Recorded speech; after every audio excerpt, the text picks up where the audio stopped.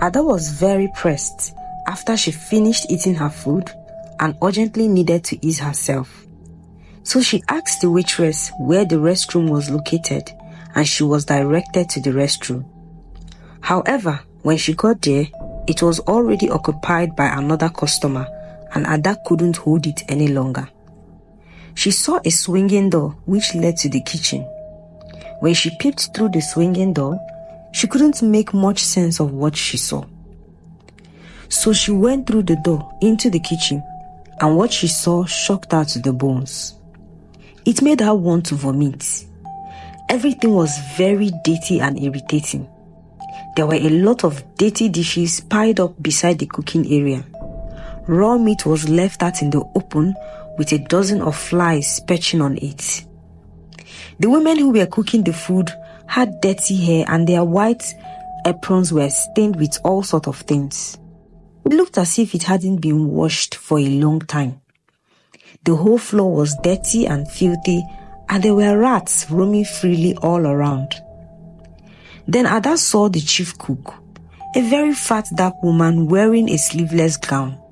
Her teeth were very brown and the hair on her armpits were bushy and disgusting.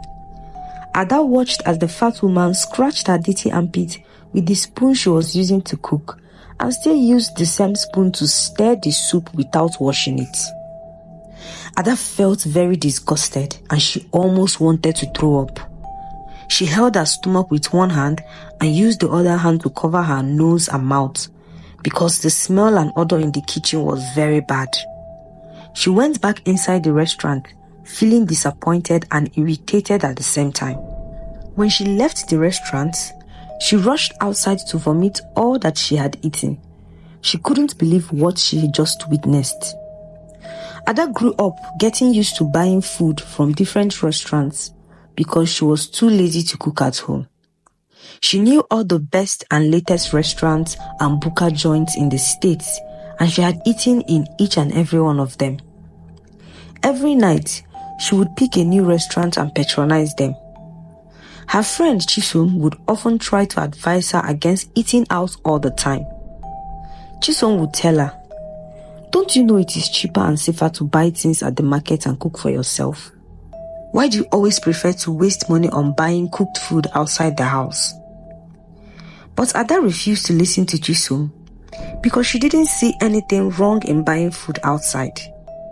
She was already used to eating out because that was the way she was brought up. When she was still very little, her parents were always